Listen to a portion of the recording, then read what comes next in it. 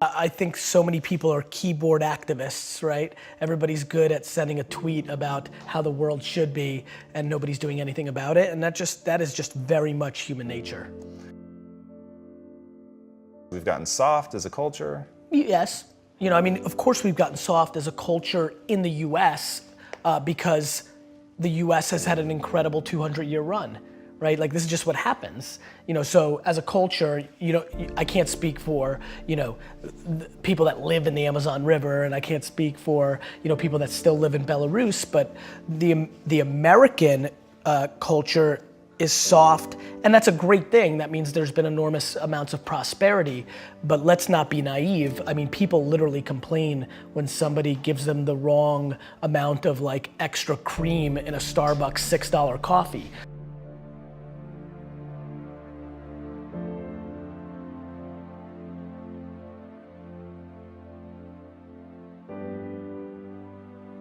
My lack of interest in complaining is so high, and when I watch what people complain about, it breaks my heart because they completely lack perspective.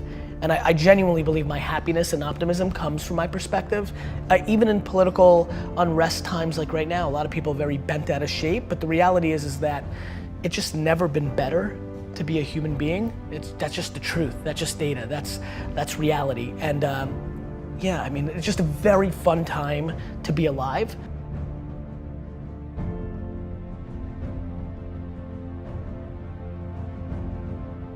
And I think the way people look at the world right now, because it's such an incredible time, is actually the quickest tell to who they are. If you think it sucks or it's bad, you have losing pessimistic DNA.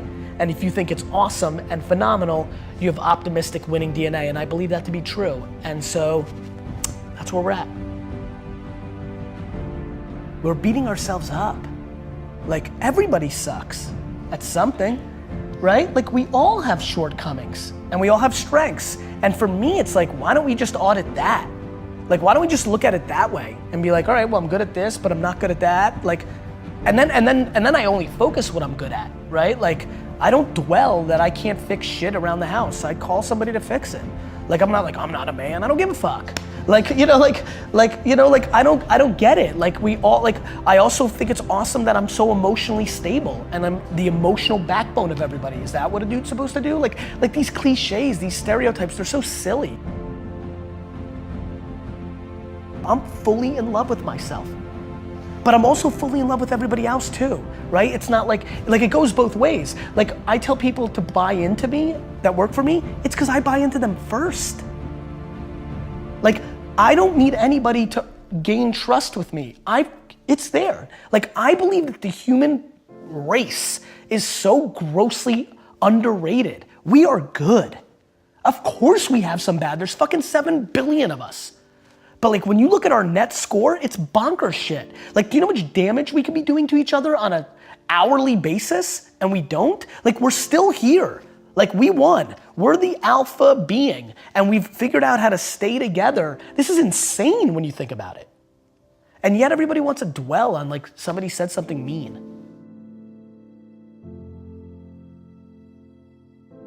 If you want to be an anomaly, you have to act like one. Like people want all these special things to happen, but then they're acting like everybody else.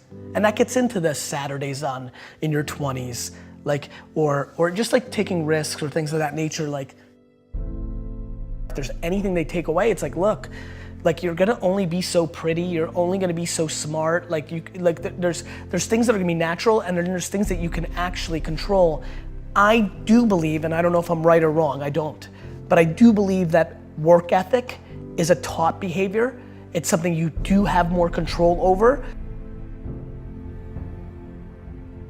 And you know what really sealed the deal for me? Getting healthier. I was 38 years old and it didn't come natural to me. Like it didn't come natural to me at all. I hate the gym. I hate it now. I hate it, I don't like it, I don't want to do it. But I knew it was important. And somewhere around midway through being 38 years old, I got serious, I figured out my system, I made the financial commitment, and I've won, right? And I'll never lose again because the system was I needed to be accountable to another human being. So it was about Mike and now Jordan and whoever else is my trainer. I'm doing it almost weirdly more to not let them down. I feel like there's a shift that can make people work harder. The big one that I push is you're gonna die. Like if you're to me, life is broken down into complaining and not. So if you're not complaining, well then I have no advice for you. I'm pumped.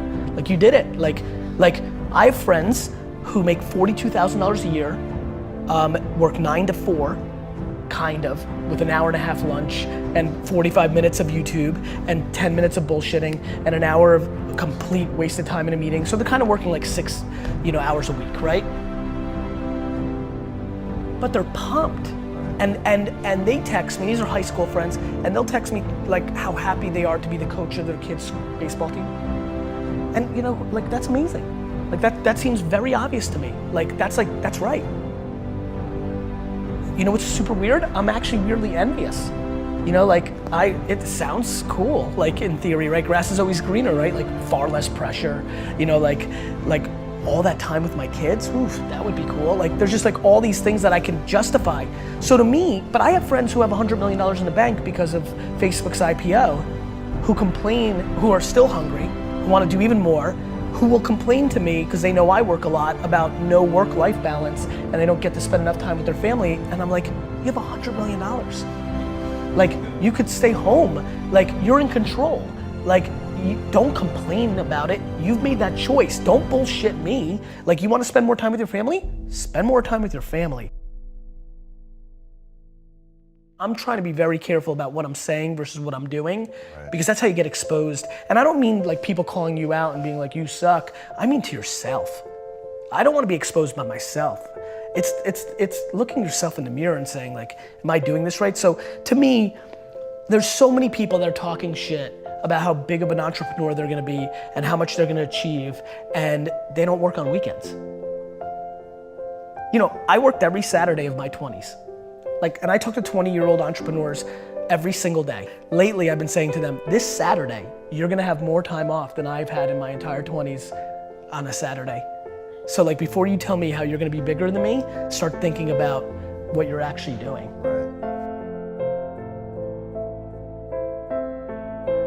I'm careful to not give advice that I know is uniquely something that I was gifted with. How do I tell you that, oh, here's how it actually works, and it almost started happening, it didn't happen.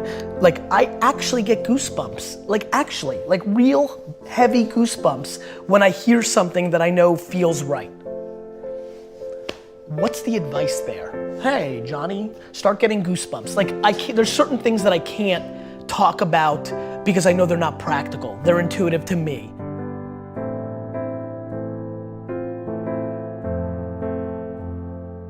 I plan to instill kindness into my kids. I plan on instilling perspective into my kids. I plan in instilling just being a good human being. I plan on making sure they don't use their parents' wealth and micro fame and leverage to impose on any other person. I'm petrified of that. If my kids try to punk their friends on my shit, I'm gonna beat the fuck out of them. That's just loser DNA. You didn't do that, right? I'm not obsessed with tactics. I'm obsessed with religion. So I have a lot of wealthy friends at this point who think it's smart for them to sit first class, but the kids in coach. It's a tactic. They send their kids to Africa to build a school for a week. It's a tactic. It's like my friends that love the environment. The number 2 sector in the world that is hurting the environment is the fashion industry. When you run the math of what's doing bad to the earth, it's the number 2 industry behind gas. I don't even want to say it because I'm not sure if it's gas and oil. The number 2 industry, this I know for a fact, is the fashion industry. So all my fancy friends who love the environment, are they willing to give up their fucking Louis bags? Let's see, right? So I think people talk shit. So you let them sit coach and you went first class, but you went to, Hawaii and ate at all the best places. You can't pick and choose. To me, it's binary. So I don't want to be a hypocrite. So my big thing is look, you need to be kind. Mean is just non-negotiable in our family, right? And then you just need to not be full of shit. If you want to look at daddy's mountain and you want to say what I did to my dad's, and that was a big mountain for an immigrant, like, wow, dad did it, right? If you want to say, I'm gonna climb that and I'm gonna climb bigger, awesome. Like, I'm pumped. I'm weirdly not cheering for you because I'm just a weirdly competitive dude. This is actually something I'm not proud of. I'm comfortable saying this and I believe this is a flaw, but I don't want my kids to beat me. I don't. Like, I hate saying it. I know this is where I get in trouble. People will take one little clip from one video interview and they're like, you're bad. It's just my truth. I don't want to bullshit you guys. Like, I'm that competitive.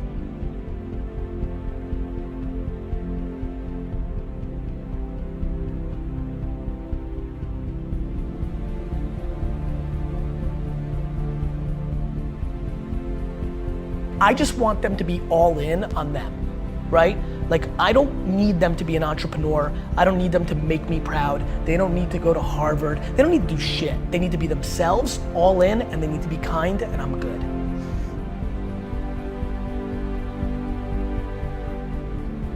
Like, everybody thinks their stuff is so good. Like, every day, Gary, my Instagram's so on fire, it's so awesome. Why is nobody, like, why am I not gaining followers? Because it's not awesome.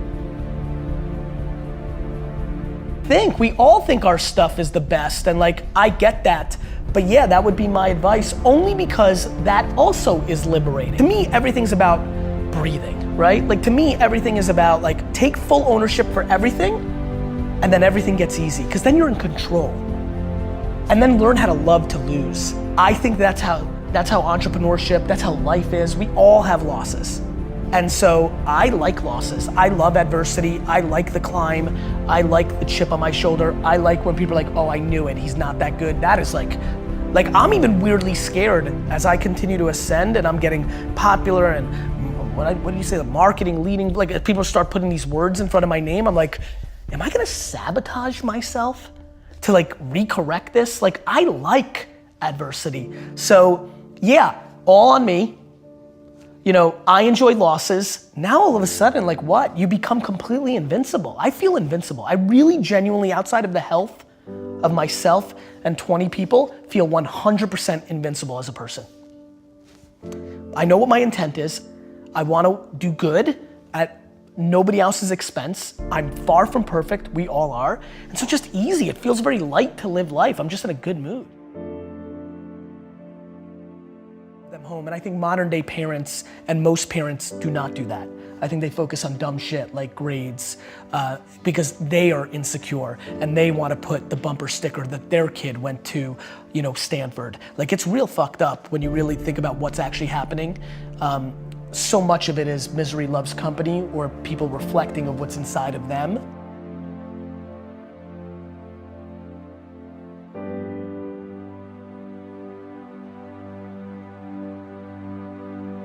Is the impact that you want to have on the world? Same thing that attracts so many of millions of people to people that are selling bullshit, those same people are attracted to me. And what I want to do is suffocate out all those other people and become the alpha of that entire world of people that are hoping and are desperate to look at me. And what I want to do is inspire 2 14-year-old girls in Kansas City right now to build $1 billion company on having a bunch of employees hugging each other in the halls. I think that Steve Jobs came along, became an icon, but the sad part of that narrative was he did not treat his employees well. He became an icon, and the narrative became he got the most out of people by being a jerk, and that became romanticized. And a lot of people in Silicon Valley today run companies where they're mean because they think that's the right thing to do because they put Steve Jobs on a pedestal. I want my pedestal moment. I want to become that big, and what I want to come from that is that kids that aren't even born today think that they can build a $5 billion company and be a great guy or a great gal.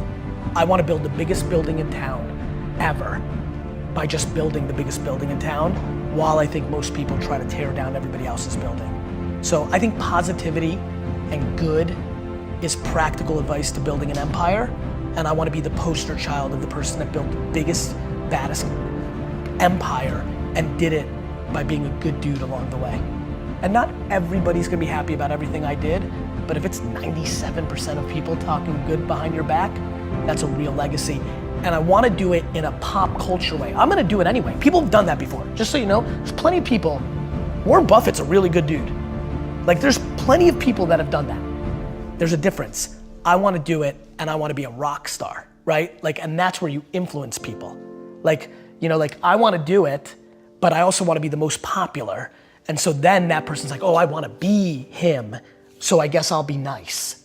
Like I wanna literally take people who have DNA that's kind of nice and make them more nice because they think that's how I became big. So I basically wanna trick the business world into becoming kinder.